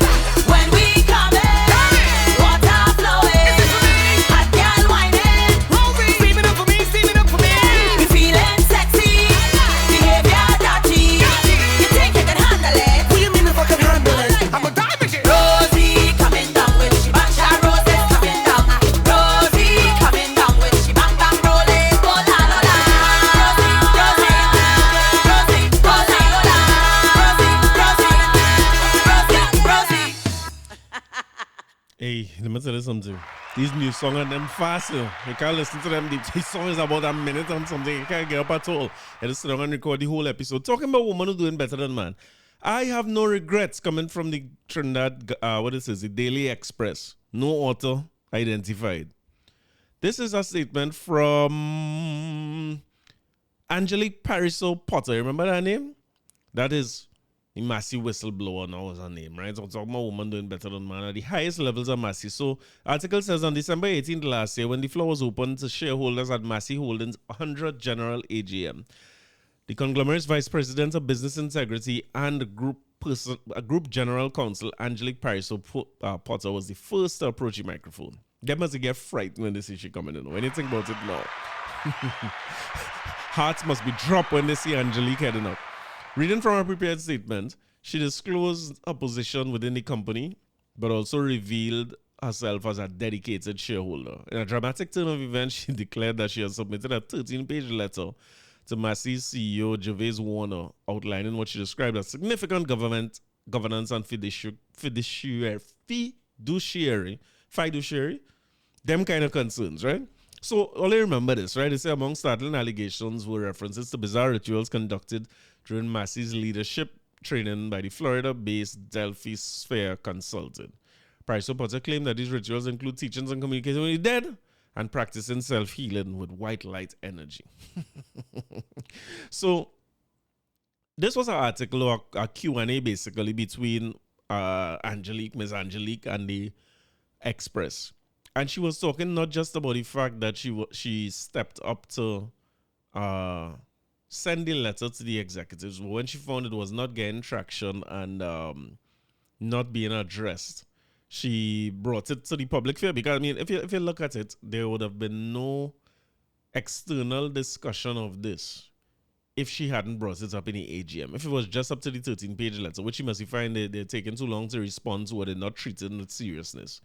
And she spoke about her, I was telling you all that she had done a TED talk about speaking truth to power and so on. So this is something that she's clearly passionate about outside of just her work in life, right? So they asked her, what were the outcomes you're hoping to achieve by raising your concerns during the AGM? She said that the company and its employees are able to adhere to our stated values, commitments, and regulatory requirements without fear or favor and without compromise. We had the internal processes for ethics and compliance worked in the way they were designed and agreed to. Neither the memo nor my comments at the AGM would have been necessary. But that clearly wasn't the case, because when it became public, she was under investigation immediately. I believe we had reported that she was suspended as well. And she eventually resigned. So the investigation into her conduct, I guess it dropped when you resign. It's kind of like FIFA. Once you resign, no more investigation into your conduct. You get a clean bill of health, right? But they said, Massy did say that the investigation into the training and all that kind of situation on what it's about is continuing on behalf of stakeholders. But when you get a chance to read it, right, go to the Express and read it. I have no regrets as the headline of the article is from January the 13th. And I think it's interesting, not just the interview, but her stance on the way she puts herself out there. Because it's like what we were saying about, we were talking about the architect and designer earlier in the episode, right, Laura. And she's saying, hey, Trinidad is just a few architects, so she getting plenty of work. And I was looking at this and I was saying that, this is the kind of thing that could work against you possibly. Because outside of Massy, when you're at the highest level in Massy, your pool of jobs that you could apply for, that you could do at your level, they're real small in a small country like Trinidad. I doubt you have any issue going and work abroad. But if you want to work in corporate Trinidad again, is this too much of a risk?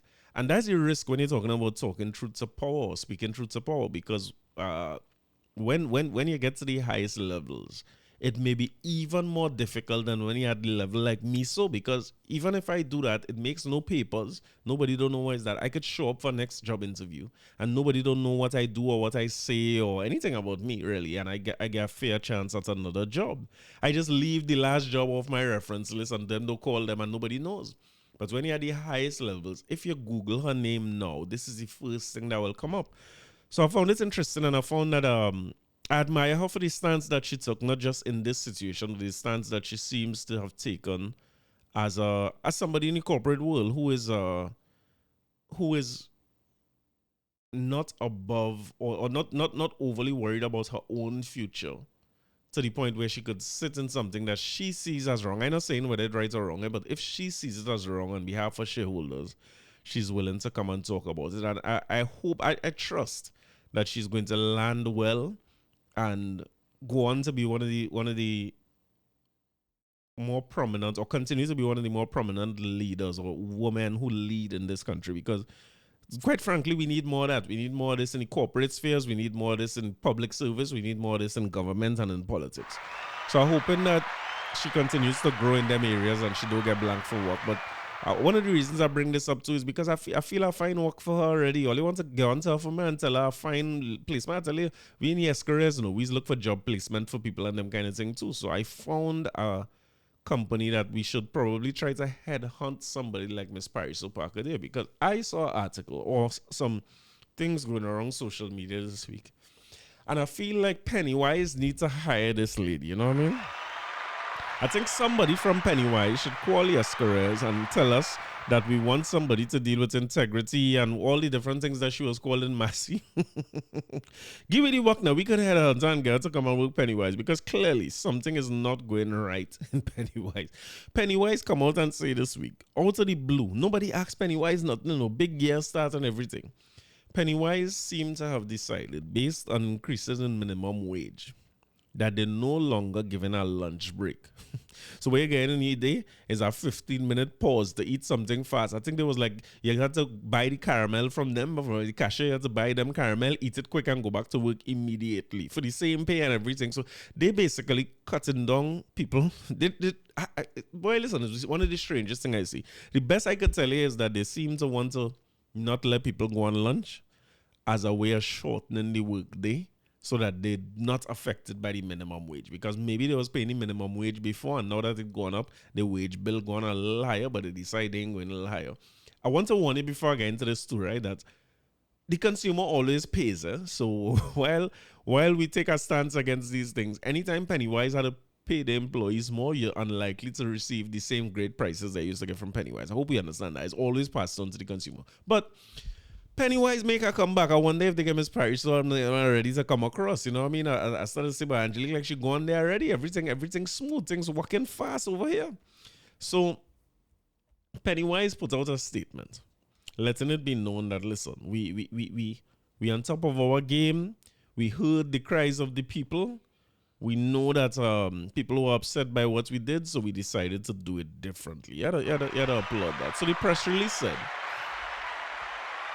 following a media interview yesterday, the management of Pennywise Cosmetics Limited has received several calls from concerned citizens. That means they get bombarded. What they're trying to tell you there is that they get fully bombarded by people. People flood out the social media, flood out the DMs, and tie up all their phone lines, and they couldn't have it. They couldn't continue in that direction. So they say, following a media interview yesterday, the management of Pennywise Cosmetics Limited has received several calls from concerned citizens about a change that was inadvertently made.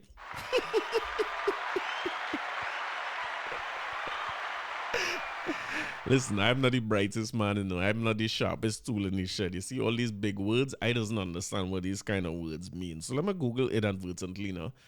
Inadvertently meaning, because clearly I went behind the school. Inadvertently, according to the Oxford Dictionary, means without intention or accidentally. Example, his name had been inadvertently omitted from the list. So let me go back to this statement, right? Following a media interview yesterday, management of Pennywise Cosmetics Limited has received several calls from concerned citizens about a change that was inadvertently made. I do what my mother used to teach me to do. The way my mother teach me, she used to tell me, I couldn't ask her the definition of words. It was annoying. Any word I asked her for the dictionary, she used to tell me the price she paid for the dictionary. And I had to go in the dictionary for it. So I will replace the definition. I will use the definition in place of the word inadvertently. Let's stay with me. Following a media interview yesterday, the management of Pennywise Cosmetics Limited has received several calls from concerned citizens about a change that was made without intention and accidentally. So somebody make an accident inside by Oli Pennywise and cut down people lunch hour to 15 minutes. A mistake they make a mistake and send out the memo. What was the mistake? The mistake was the time you cut it down to, the fact that you cut it down at all. What was the mistake that it was discussed but it wasn't to be published? Was the mistake that it became public? They inadvertently made to the terms and conditions of employment of some of our employees, namely the frontline staff, right? It was the staff who was working in the stores. We wish to advise our valuable employees in a press release, right? I'm laughing at that because if your employee is valuable, you probably don't need a press release to address them. You probably address them internally or call them on the phone. Right? But we wish to advise our valuable employees and the concerned public, who I think this is more about them than the employees, that we've decided to revert to the original terms and conditions as applicable. I say so. I thought it was a mistake, but the second paragraph is something like it was no mistake. Now you decided to revert. So it means that you had, what's the opposite of revert? Trivert, you triverted in this direction and then they make you revert right back. I like it a lot. This decision has been made following advice from our industrial relations consultant. Anybody could get Angelique Potter to send Yesker as a resume. Please get this woman on to me. Let me see if I could make a deal here and earn a little commission from the company, and we could get a little, what is called that brokerage fee. We must get a placement fee because something not going right in Pennywise. Only put this in a press release that the decision was made following advice from an IR consultant. In other words, an IR person call Oli and tell Oli, you cannot do that. according to the Minimum Wage Act. This is what they say. The decision was made following advice from our industrial relations consultants as we seek to continue to comply with the provisions of the Minimum Wage Act and other applicable labor laws.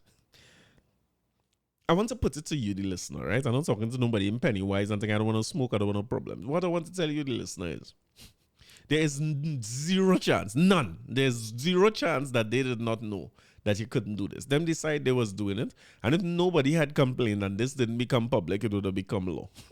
At least Pennywise law. So you see, maybe you should get a corporate whistleblower to go and work inside it, so all you have to do nothing that causing all you to do this. All you just decide all you go cut back. So all you working around the Minimum Wage Act. Now the Minimum Wage Act there for a reason to protect the employee. But I like it a lot, you know what I mean? I like it a lot. All you put all you press release and things. I do have, in all fairness, I do have a few things to tell all you from the great music of 2024, right? I'm talking particularly, I can't tell Pennywise nothing because these fellas running huge businesses that covering the whole country and some of the region, and they've been around for 40, 50 years and things. So me, in Struggleville, can't really give advice to Pennywise people at all. But I can give a little bit of advice to the employees of Pennywise, because if them people trying to make your money small, then you had to try to figure out ways to make your money stretch. Go back to my episode, meeting with the great Nick Dean, who's a financial advisor, who will get you right and help you to understand that despite your smaller salary and your shorter lunch, because your shorter lunch means you can save money, you ain't bound to eat a thing. If you eat less, you save more, and you'll be able to buy a house in 5 years. Salute to Nick and them, right? Go and sign up for Nick and them course. I'm talking to Pennywise employees here. But I have better information for you and better news for you. All is not lost because your money gets smaller and your lunchtime gets short. I want to go to Chris Kennedy to give you some advice on how to budget for Fete this season. Now get your money in my hand. I looking to run away when the mountain come. Every day is a holiday. Can't wait till it come. We outside looking for it when it come to wine and jam. You know where to find me in a party. If you have 1,500 in your pocket, 1,500 is the budget to party. Hey Pennywise. If you have no money in your pocket, no money is the budget to free myself and get on bad. Wind up on a pretty girl, jump around like carnival. Ole. Free myself and get on bad. Wind up on a pretty. Where say? Jump around like I just get paid. Cent, 5 cent, 10 cent, dollar is the party budget.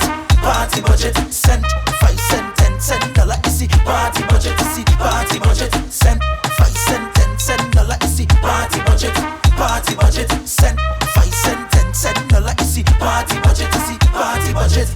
I know the times hard, but that never bother way. Money that sit down in a bank, that can't do a thing for way. When I'm dead and gone, I can't take a thing with me while I live it now. You know where to find me in a party. If you have 1,500 in your pocket, then 1,500 is the budget to party. If you have no money in your pocket, No money is the budget. so free myself and get on bad. Wind up on a pretty girl, jump around like carnival. Ole. Free myself and get on bad. Wind up on a pretty girl, jump around like I just get paid. Cent, 5 cent, 10 cent, dollar is the party budget. Party budget. Cent, 5 cent, 10 cent, dollar is the party budget. Is the party budget. Cent, 5 cent, 10 cent, dollar is the party budget. Party budget. Cent, 5 cent, 10 cent, dollar is the party budget. Is the party budget. Now get your money in my hand. I looking to run away when the mountain come. Every day is a holiday. Can't wait till it come. We outside looking for it when it come to wine and jam. You know where to find me in a party. If you have 1,500 in your pocket, then 1,500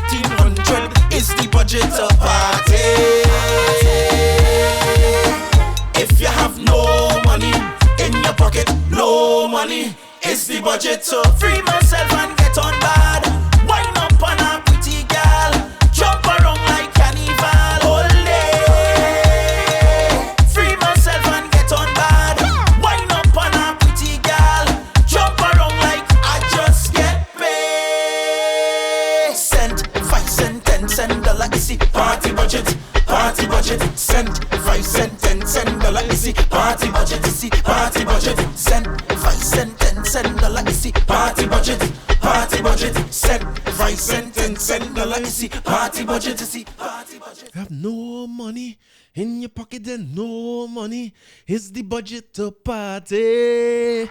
Big song is big song. You cannot deny big song. And I want to say, many faces and them bring me out. I feel like a girl. You know how long I ain't go out and I ain't spend a cent. Them fellas and them bringing wrongs so fast. Pause. I ain't spend a cent. 3 different places we went. I ain't get to buy wrongs. But I tell you, they're only playing this year music for this episode, right? But the way the thing set up with the musical director to avoid problems in my household. Let me play this song. Ding me dang a day. I couldn't do it. Diggy diggy dip. Diggy diggy dip. Diggy diggy dip. After DJ Bravo Champion, this might be the biggest song ever to come out of Trinidad and Tobago. She love how I'm moving me body when I sing. Oi, oi, oi.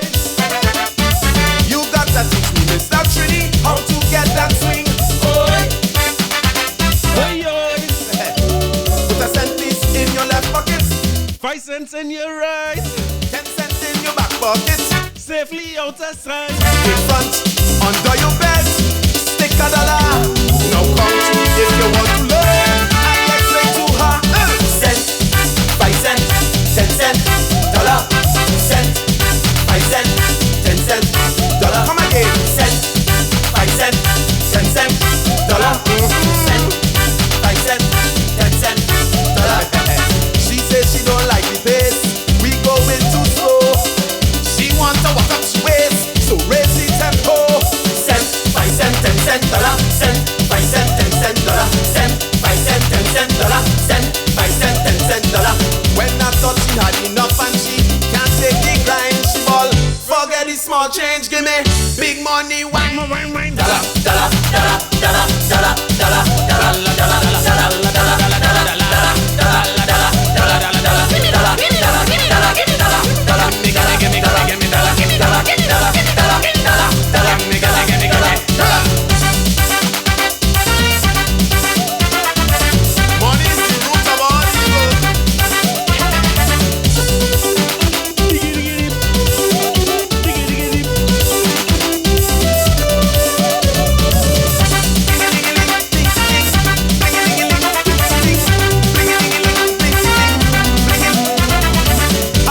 all night in the party, she said to me, all the time you're moving your body, sweet and sexy. I hear that your hip movement is really called a wine. I don't mess with alcohol, but that wine is fine. I love the way you sing, throwing waist like rain. Right now, I want to learn, so show me again. Cent, 5 cents, 10 cents, dollar, cent, 5 cents, 10 cents, dollar. Looking good. Cent, 5 cents, 10 cents, dollar. Yes. Cent, 5 cents, 10 cents, dollar. She says she don't like the pace. We going too slow. Like she want me rock up my waist and raise the tempo. Cent, 5 cents, 10 cents, dollar. Cent, 5 cents, 10 cents, dollar. Cent, 5 cents, 10 cents, dollar. Cent, 5 cents, 10 cents, dollar. When I thought I'm showing off and she can't stand the grind, she ball. Leave out the small change, give me big money, wine, wine. Dollar, dollar, dollar, dollar, dollar, dollar, dollar, dollar, dollar, dollar,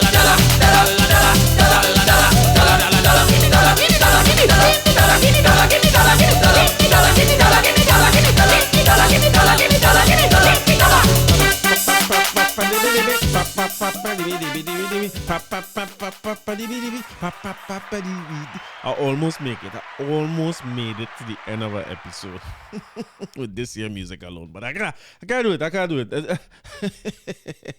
All I can say I ain't try. Make it nearly 2 hours without playing a old school tune. But How fresh that song now? That could have played this year and still win something, right? The way we're going this year. I want to leave Hollywood one. I'm leaving Hollywood for the weekend because I think to go and do. I'm going to catch me up here all week and then we can come in. As I said, every Tuesday morning, bright and early, this episode will be ready for you.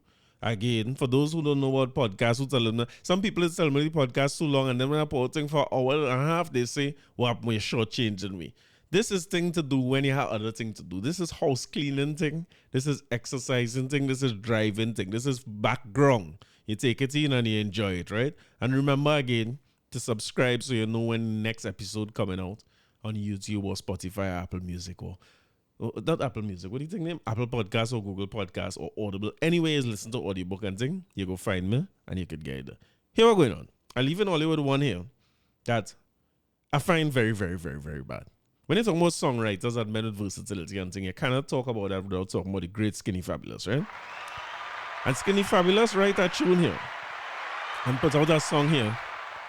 Something about it holding me. And I want to say is the best song I hear for Carnival so far. In terms of big song, because I like groovy and thing, and because my age. So I kind of gravitate towards the groovy for the sake of my hips and my knees and my ankles and so on. That's why I like groovy music, because I can't take the jumping and my heart, my cardiovascular system can't take too much of pace and thing. But it's fair to say that the carnival is based on the big songs. Them big songs is always when the road march and soca. We haven't a soca monarch, but them big songs is always run the carnival, right? And Bungie have a song named Contract, which I will play before the carnival is out. Because my goal between now and carnival is to play today's music as much as possible. I'm trying to get through a whole episode with only today's music, but we'll see how that go, right? Because you see how that going already. But this might be, in terms of the power, if you want to call it that, right? Just to use William Monroe term, power, soca. This might be the biggest one, the Contract bad. You see this song by Skinny Fabulous? Biggest song for the year for me so far. Turn up some volume, fire. I'm feeling it. Yeah. Oh my God, I'm drunk, but is this what I want? I cannot feel my legs, Karen, what is going on? Then I said, F it, I'm living, let's do it, I'm living. I just took a gummy, and now I'm flying in the air. Hey, yeah, yeah, yeah. Hey, yeah, yeah. And now I'm flying in the air. Hey, yeah, yeah, yeah. Hey, yeah, yeah. So come and me do it. So why you cry on the face? So why you jump on the stage? So why you mash up the place? So come and me do it. So why you don't want no shame? So why you don't mean a trace? So why you do it again? So wait, let me think about it. Hey, yeah, yeah.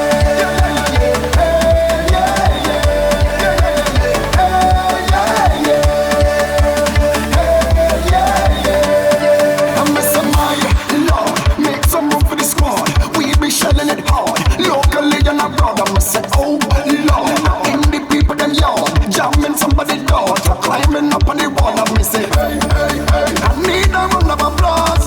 Hey, hey, hey, I'm floating up in the stars. We higher than Mars, no gravity and no laws. We lighting up the savannah grass, and now we're flying in the air. Hey, yeah, yeah, yeah.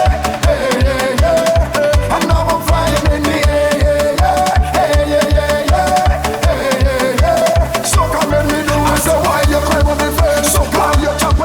If you don't like it, right? Now remember, Skinny is one of Marshall writers, right? And Marshall all the carnival, although I see him performing somewhere. I want you to listen to this and put Marshall's voice in your head, because this might be a song that Marshall refused to stay home and do the exam this year, right? Listen to this and picture Marshall singing it. Yeah, yeah.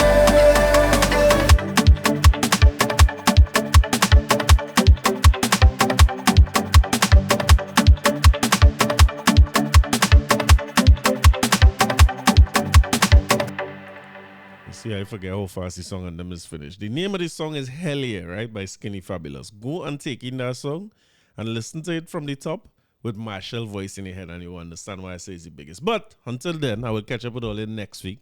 Have a safe and productive week. We're looking for a better TNT, a safer TNT. Only pray with Erla now. I know I like to bad talk Erla, but pray and thing and send good vibes. Wherever you do, send good vibes. Pray, go to church, go to mosque, go to mandir, go wherever ways go. And let me hope for a week that looking better than the weeks we've seen to start the year so far. And I will talk to all in next week.